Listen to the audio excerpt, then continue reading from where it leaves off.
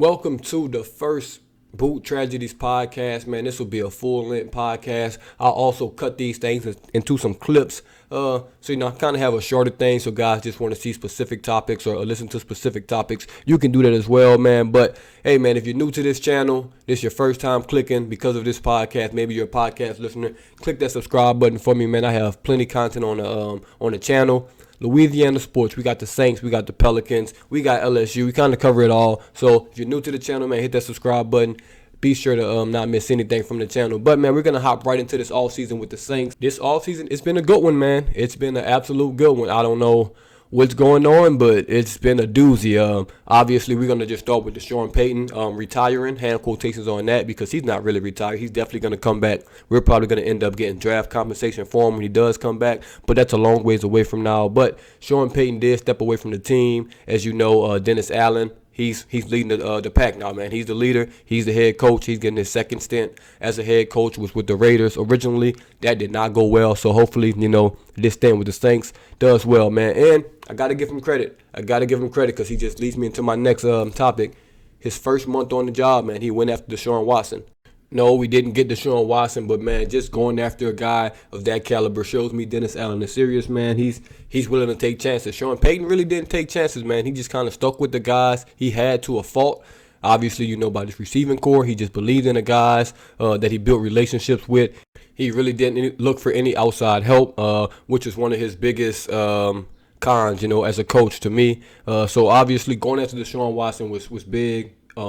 Just from the standpoint of, man, I just want a coach. I want a front office that's not scared to take chances, man. They're going for the home run plays. Even if they don't work out, man, you have to take chances in this league. I'm glad they did. Obviously didn't get them. And what, Cleveland ended up giving up on the pick side and the money side and the allegation side, it really honestly wasn't in the best interest of the Saints to actually make that deal anyway. So I'm kind of glad it fell through, but I am happy that our names are, being in conversations with these guys. Even though we didn't get them, like I said, it's still a good step in the right direction. And speaking of the front office, man, Mickey Loomis and Kyle Harley, man, they need another standing ovation. Another standing ovation, man. Another year of, the Saints going to be in cap hell. The Saints are going to lose everybody. The Saints can't sign anyone. What are they going to do? The league's going to come in, have to take over and clean up their mess for them. Blah, blah, blah, blah, blah. Once again, almost $80 million over the cap. And they just cleared like it was nothing, man. A couple restructures here, there. Cam Jordan, Davenport, Lattimore.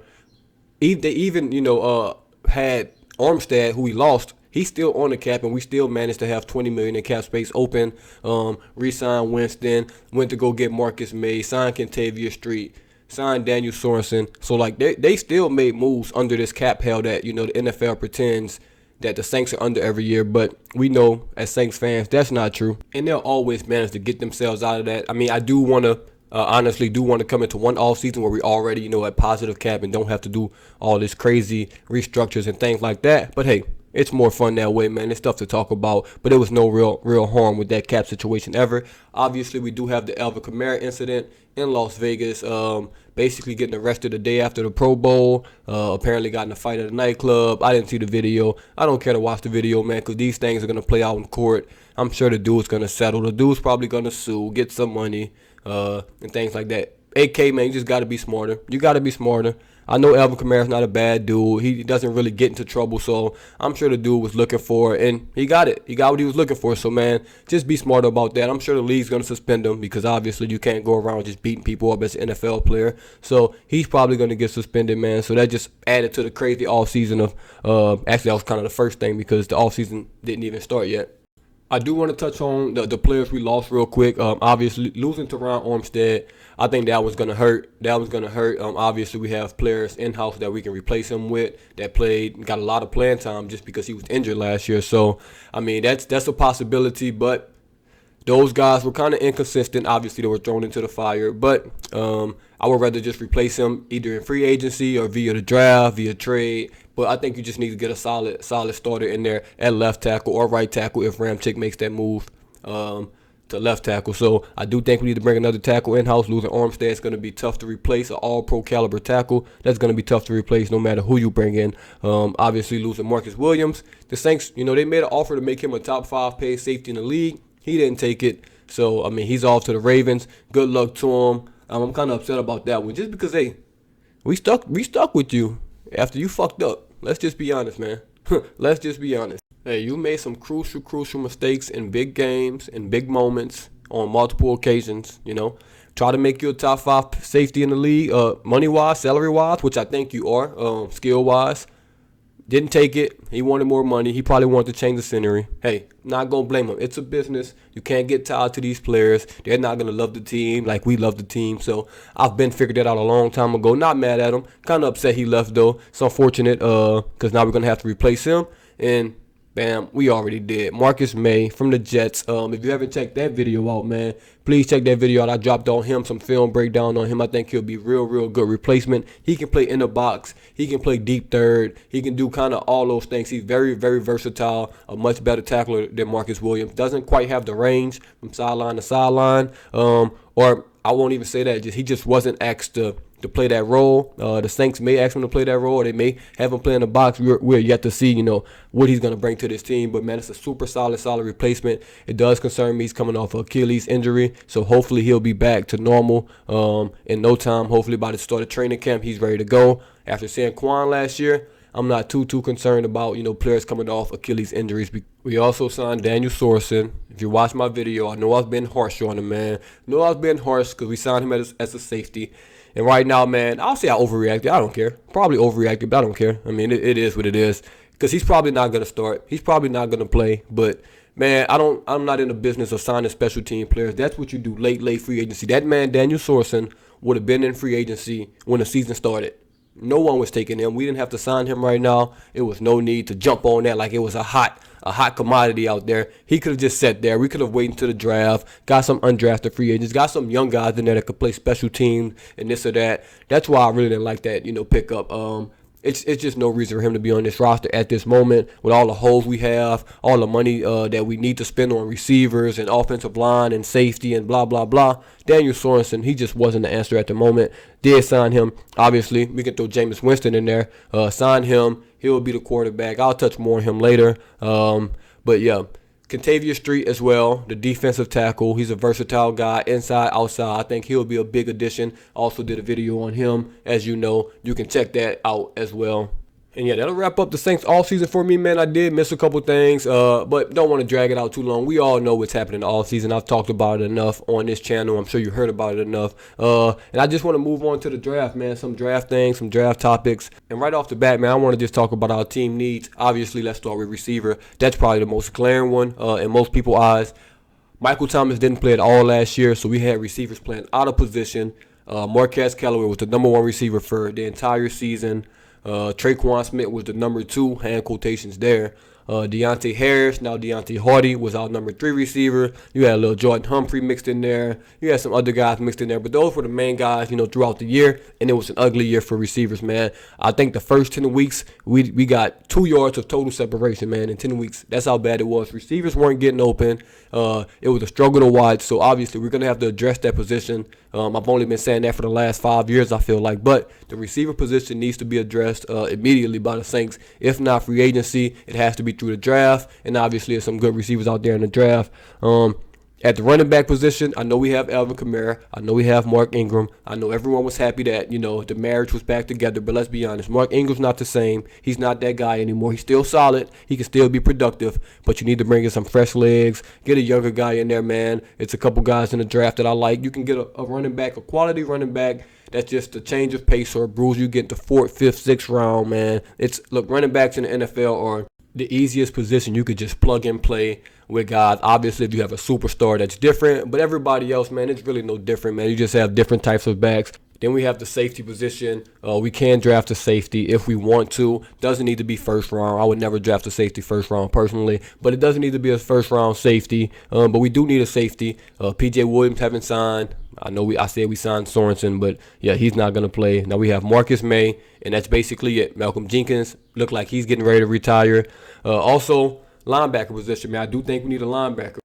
Quan's probably not coming back this all season, so you're probably going to have Pete Warner, Demario Davis starting. That's going to be a solid starter duo right there. But I do think we need some rotational guys in there. Like you can find a linebacker, mid-round, come in and play special teams, coming in just give some guys some breathers and things like that. We're going to need some depth at that position. So going to have to draft a linebacker, in my opinion. That's definitely a need on this team. And then you have tight end.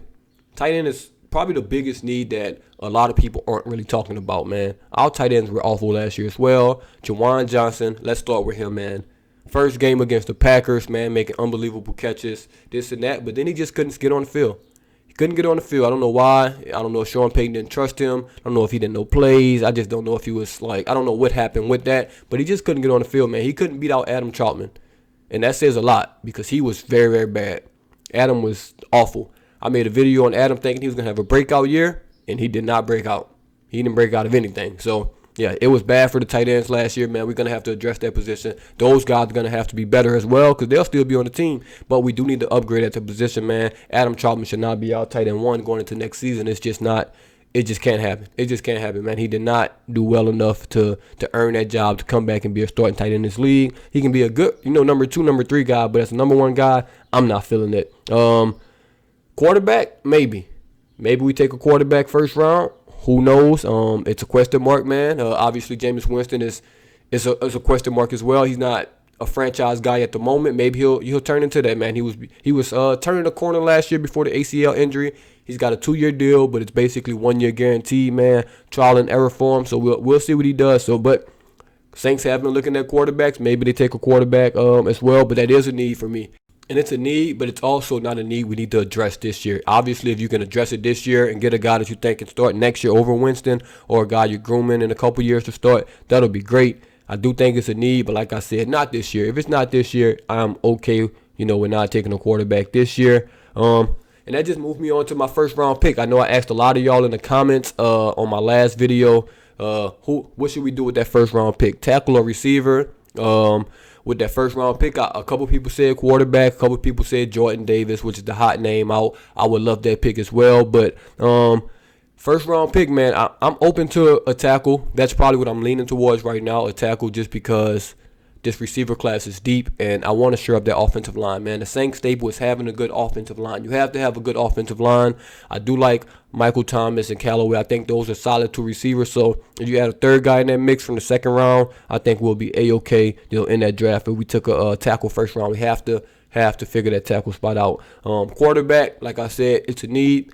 I'm not sold on any of these quarterbacks, so I'm not really hype on taking any of those guys first round. And if we took a receiver, I'm not against that, man. With Jameson Williams, Drake London, Olave, Garrett Wilson, those guys, man, it's going to be a super, super good draft for receivers. And if we took one first round, like I said, man, I'm not opposed to it. I'm not opposed to it at all.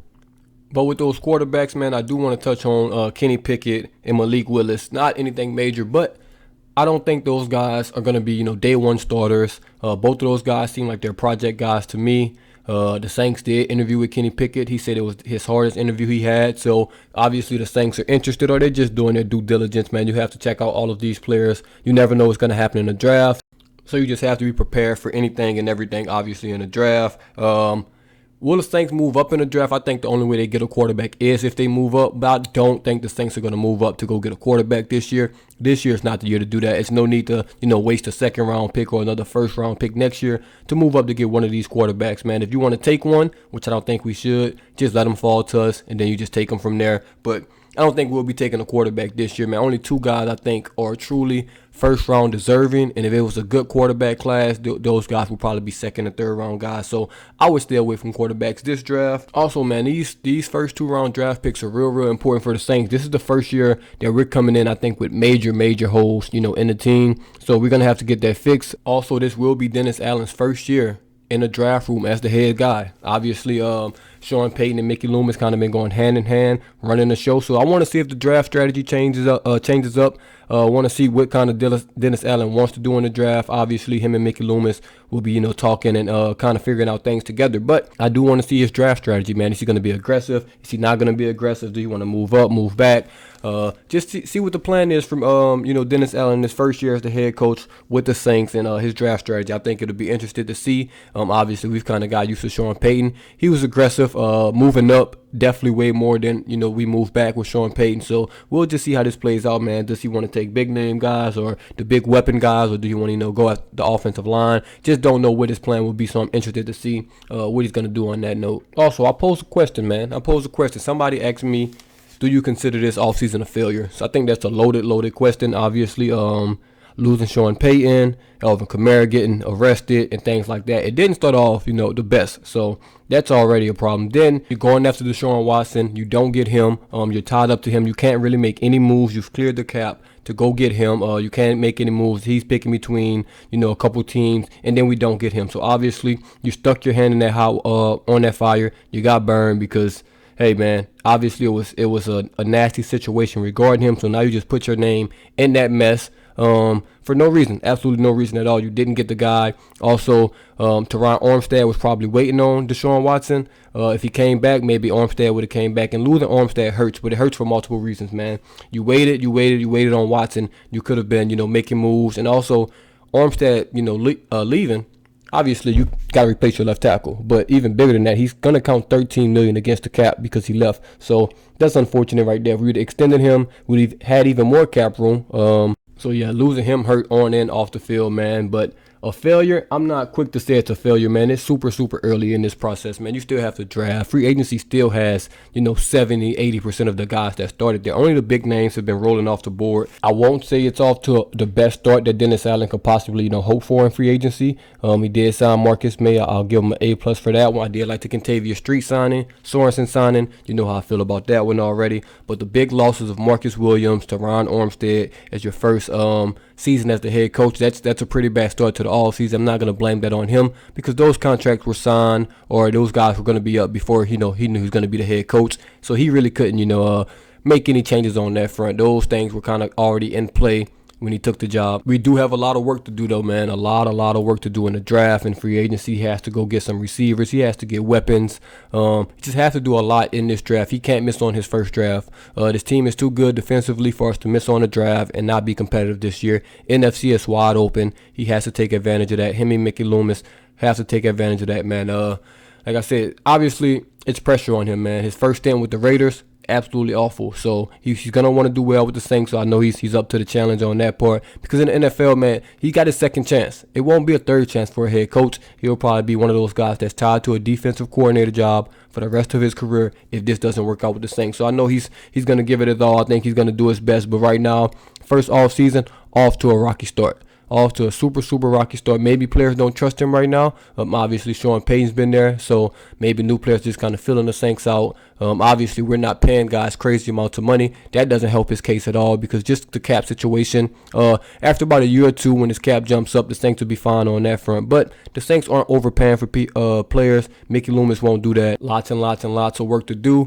I think they'll be fine, man. I'm just going to be interested to see how it all plays out. I'll definitely be giving my opinions on that. So, man, good luck to Dennis Allen, because, I'll be watching and critiquing and all those things, man. That'll wrap up my Saints talk, man. That'll wrap up everything. I obviously cover the Saints more than anything on this channel, so I've talked about them so much, man. It's all just repetitive stuff. No real news to break or anything like that. Usually this segment for the Saints is going to be my longest one. It's going to probably be over 30 minutes for the most part, especially once, off-season starts rolling. We start getting more and more guys in. So we'll see, how this plays out. But for right now, that's just all for the Saints, man. I'm going to move on to them Pelicans, who had a big, big win against the Lakers today. Man, what a crazy, crazy game that Pelicans game was today. Started off watching it. LeBron came out hot for the Lakers. I'm like, I see what this is going to be, man. The Lakers arrested. The Lakers, in a must-win game, they're just going to do it. They got up by 23 points. I'm looking like, yep, this one's over. But credit to, the Pelicans, Willie Green, man. They mixed it up and got the win. They just got the win. Super, super big win for them. Trey Murphy coming off the bench, man. 4 for 7 from 3. 21 points for him. Super, super big off the bench. CJ McCollum, he was solid. Brandon Ingram, super solid. First game back, 26, 7, and 5. Crazy for him. Herb Jones, 16 points and 6 steals. Absolutely amazing game from him. Val, 19 and 12. He's always going to be solid. Jackson Hayes didn't have the best game. He played well when he played, but just the big lineup wasn't really working against the Lakers, so they kind of went smaller this game, which makes sense. Credit to Willie Green for, doing that. But, man, the Pels beat the Lakers super big win for them to get in that play-in game. Super big win just for them in the standings purpose, because obviously being that 9th seed over the 10th seed, you'll be able to get that home play-in game. So that's big. They're now a half game clear of the Lakers. They're 32-43. And then the Lakers are 31-43, but that also puts the Spurs at 30-44, which they're 1 game back from the Lakers. So that's going to be an interesting 3-team race right there. The Pelicans do have the Lakers back, I think, in 4 or 5 days. So that's going to be another big game. If they can win that one, they can almost secure their spot in the playoffs. But it's not all rainbows and sunshine, man. Obviously, some big news came out when the Pelicans got Zion back not too long ago, man. He came back from Portland, got back with the team, and then as soon as he got back, reports were saying, oh, he's not ready. His foot's not healing. He may need another surgery. So all of that happened. I think he got like a shot in his foot, so he couldn't really train, couldn't really do anything. Then it came out that said, oh, his foot's actually improving and things like that. So we, Pelicans fans got excited. Then it came out and said he's probably going to be likely shut down for the season. And obviously, there's a disconnect between Zion and the Pelicans. After that report came out, then a couple days later, Zion posted a video of him doing, in between the legs, alley-oop dunk, after practice hours or something like that. So obviously, there's a disconnect, man. I think that video was just a message to the Pelicans organization. Hey, I'm ready to play. I want to play. Y'all are holding me out. Y'all are saying I'm not healthy. Look, I'm showing the world I am healthy. Because as soon as he did that, of all those reports that said he was probably going to be shut down for the year, the next day after the video, oh, Zion's cleared for one-on-one work. Zion's doing one-on-one work. So obviously it's a disconnect there, man. I understand both sides of it. Zion being a young guy, he's got all this heat. Everyone's saying he don't want to be there. He hasn't said anything publicly, but when there's smoke, there's fire. But he hasn't said anything publicly. He just wants to play basketball from what it seems like right now. The Pelicans aren't allowing him to do that. But I get the Pelicans, side as well. You got a generational talent, a guy that's been injury prone. He's coming back from a serious injury, 2 serious injuries on his legs. So you don't want to just rush him out there. You want him to be healthy. You want him to be a viable asset for your franchise for 10 plus years. So you don't want these early injuries to derail his career, and you don't want to put him out there hurt. And now you got another hurt Zion. You got a hurt Brandon Ingram. You just don't want that with your star players, man. Anthony Davis had the same problem when he was a Pelican, so you just don't want to go down that road again.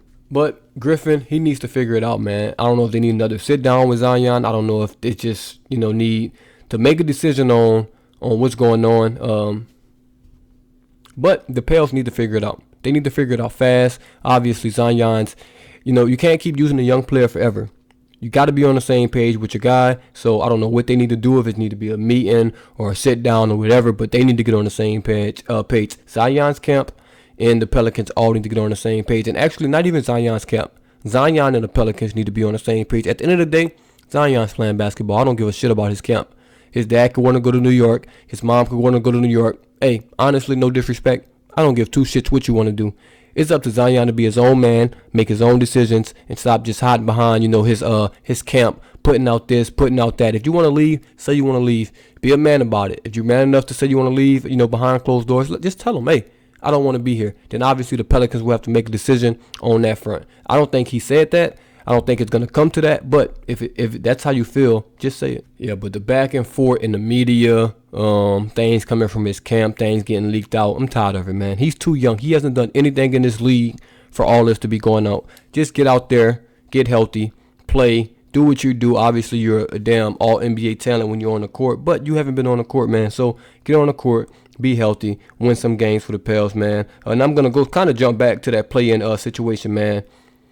If the Pelicans could somehow win that first game of the play-in and then win a second game and get in the playoffs, that would probably be like the biggest story of the year. Obviously, the play-in game situation helps them of getting in that little, in-season tournament style that the NBA's been trying to incorporate. And I think it's stupid. First of all, I think it's real stupid. You got somebody like Minnesota Timberwolves who's going to be 10 games above those teams in the play-in, have to play in the play-in game. That's very, very stupid. But hey, man, if the Pels can get in that way, that'll be big for the franchise, man. Get into the playoffs when obviously no one thought they were going to make the playoffs this year. No one had them in the playoffs this year, especially after Zion went down. It was supposed to be just a wasted season, a developmental year, and things like that. But the trade of C.J. McCollum, which has been huge, the most underrated trade or move, in the NBA this year was C.J. McCollum coming to the Pelicans, man. Just his leadership. Obviously, his play, that's going to speak for itself. His play is going to be great. He's a great player, top 50, top 40 player in this league. But his leadership, man, getting the young guys on the right page. Obviously, he's the president of NBA Players, Association. So he's well respected in the NBA, well respected by the players. So, man, him being in New Orleans has been a true help. And it's funny, man, because a couple years ago, I got into a back and forth with his brother on Twitter, actually, because I said CJ wasn't a top 5 shooting guard. I said he was getting locked down in the playoffs by Drew Holiday and all type of stuff when the Pels were playing them. So I actually got in a back and forth with CJ McCollum's brother, and now he's a Pelican. So that's just fun. That's funny stuff right there. But, man, making the playoffs would be super huge for this franchise, man. Having the fans to come out, see some playoff games, man. At 2 games guaranteed, the playoff atmosphere for the young guys, I've said before, would be super huge in development. And, hey, who knows, man? They can make some noise if you get in there. Hey, you got to beat that team 4 times. Nobody really wants to play the Pelicans. I'll let you know that right now, too. They're gritty, they're tough, and they have good players. And especially if Zion's back, no one's going to want to see that Pelican team, in the playoffs. Obviously, it'll be a tough road for them. I'm not saying they're going to upset nobody, but I can guarantee that's not the team they want to play. Also, the Pels have a big decision coming up on Zion. Obviously, he hasn't played, so it doesn't really feel like it. But it's going to be his fourth year in the league next year. And obviously, after that, it's the rookie extension. It's going to be, probably $160 million or $200 million for him. Do you want to give him that? Do you want to get rid of him? And all those things are going to have to be questioned. It's not just an easy answer for, most top guys that are number 1 picks, like the Lukas, the Jaws, all those guys. Easy. Give them their extension. They're going to play there. They're going to be guaranteed there for 8 years. And then you'll just, live with that. You have to try to build around those young guys and see if you can put a championship contender. Or probably after the 8th year, they'll probably want to leave. But Zion's situation, hey, some people saying he wants to play for the Knicks.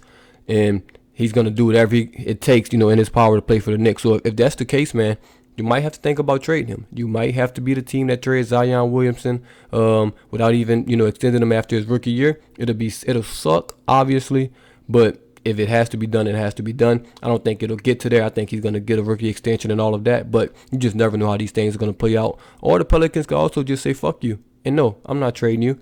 I'm not doing anything. I'm going to offer you this extension. If somebody offers you an extension, we're going to just match it, obviously, because he'll be a restricted free agent. Can't really leave. So, or he'll play under a qualifying offer, which no one in their right mind is going to do. It's probably going to be like a 1 year. I don't know what the qualifying offer year. It's probably $8 million per year, something like that. Just 1 year, $8 million, and then he'll be an unrestricted free agent. Highly doubt that's going to happen, especially with his injury history and stuff like that. He's not going to just miss out on $50 million in a year because he wants to be petty. So that's probably also not an option. But, man, it's going to be interesting. It's going to be very interesting on what happens and how this plays out. Obviously, best case scenario, Zion comes back this year. He plays okay. Pelicans make the playoffs. He signs an extension next year. Everybody's happy. But things never go as planned, and this is the tragedy. So who knows what happens, man. Good luck to the Pels on the rest of the year. I'll obviously still be here daily. But, man, it's looking good for them in their playoff chances, and I hope they make it. I do want to touch on LSU before we get up out of here, man. Football starting up. Spring ball starting up. They had their first couple practices out there. Obviously, it's a quarterback battle now. Everyone thought Miles Brennan was going to be the guy. Came back, was in the transfer portal, didn't leave. Jaden Daniels transferred to LSU, though. Obviously, the Arizona State quarterback came in. Now it's going to be a battle. I think Daniels will win a job. I watched him at Arizona State enough to know that he's better than Miles Brennan. But, hey, may the best man win. This spring practice is going to determine.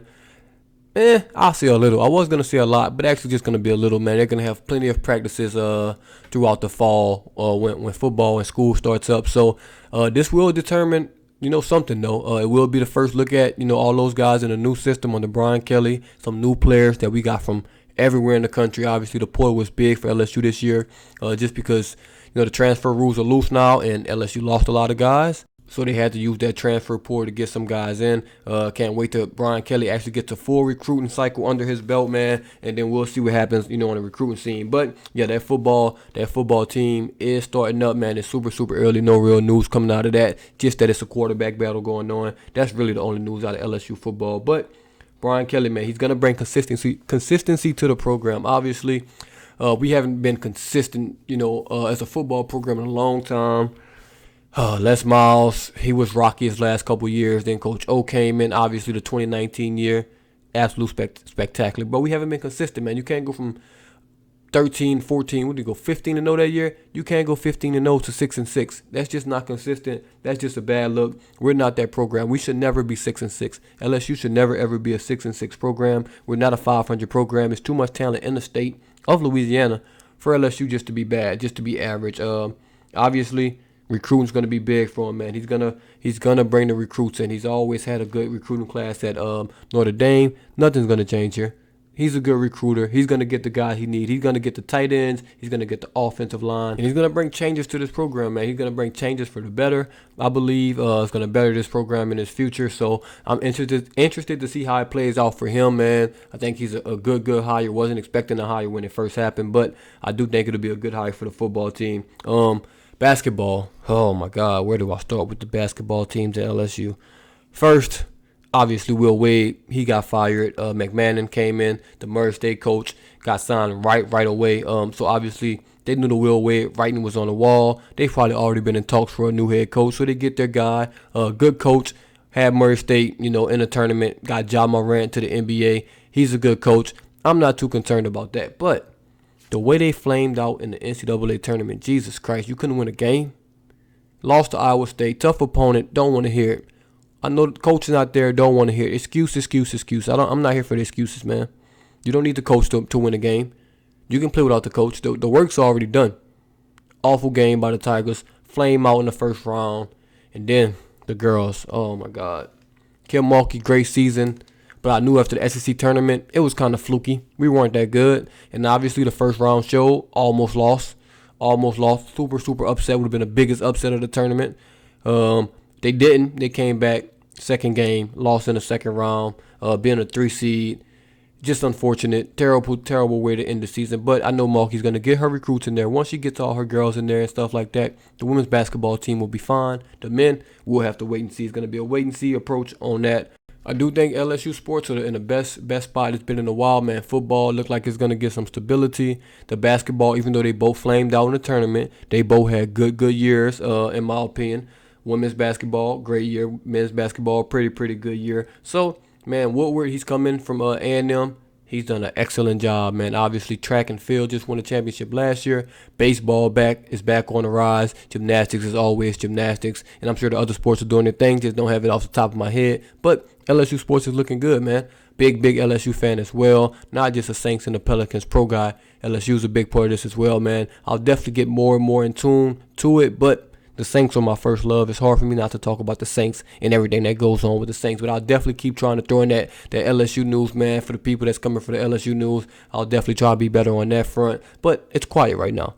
I was ready to make some videos for a tournament run. That didn't happen, so gonna have to wait for football season, and football season obviously will be a banger as always. And man, that's just wrapping up the sports for me. I don't have really anything else to say about the Saints, the Pels, LSU. I think it's all covered, man. I don't want to go too long on this first one. It's already over 30 minutes. I'm going to try to keep it under 40, but who knows. But at this point, man, hey, matter of fact, my 1-year anniversary is coming up. This is a side tangent, man. I think I started this channel in May. It's March, so hey, man, it's going to be the first year coming up, little anniversary. Woo woo. Thanks to everybody that's been rocking with me, man. I appreciate it.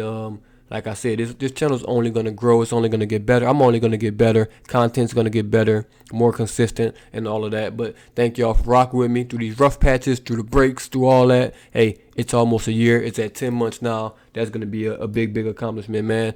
And I just want to throw some of these things out there, like why I started this channel. All of my friends, for the longest, I should have been listening. Start a YouTube channel. Do this, do that. You know too much about football. You know the X's and O's. You know way more than the average fan. You could help people understand the game. Just all kind of stuff. And I'm like, I don't want to do that. I don't care. I'll just talk to y'all about it or annoy y'all about it, which is funny. I'm just, trying to speak football and sports to people that really didn't care as much as I did. And obviously I can just put it out to people that do care as much as I do, which is YouTube. And shout out to all y'all for watching that. But yeah, basically, man, I started it just because I love sports. I love sports. I love the Saints. I love LSU. I love the Pelicans. And this has kind of been an outlet for me, man. Knowing people agree with me when some bull is going down. Hey, it makes me feel better that I'm not the only person. I'm not the only person that's a diehard, that rages after these games, that's pissed off after these games. Makes me feel better knowing that it's a community of people out there that are actually pissed off. That's just about, as much as me. Definitely weird to say, but you know what I mean by that, man. My expectations for this channel, I'm not too sure what the expectations are. I don't have a set goal in mind. A great quote by Lil Wayne, who's also the greatest rapper of all time. We can have that debate if y'all want to in the comments. Just let me know. We can definitely have that one. But he said, if you set, goals and stuff like that, you're also putting a limit on yourself, which I agree. Say my goal was 10,000 subscribers. You're putting a limit on yourself. Don't cap yourself. Shoot for the stars, man. Whatever you hit is where you hit. So I don't really have goals for the channel. It's not a certain number or a certain amount of views or anything like that, man. If it stays where it's at, that's fine. If it grows, that's fine as well. I'm just gonna keep bringing content, man, to the Saints world, to the fans and stuff like that, and even fans of non-Louisiana sports, man. I'm gonna branch out slowly. Not gonna do anything crazy and try to cover every team in the NFL or something like that. But I'll definitely branch out some side shows and things like that. But for the most part, Saints, LSU, Pelicans, and like I said, as always, it's going to be like 90% of Saints stuff just because, hey, that's what I'm passionate about. Hey, man, and I got some things in the works. Some guests that a couple have already agreed. I just have to set up a date, and we'll get that moving. So it's going to be a couple guests on this podcast probably every Monday. So I'll try to, hopefully I can get one for the next week. We'll see. Some people,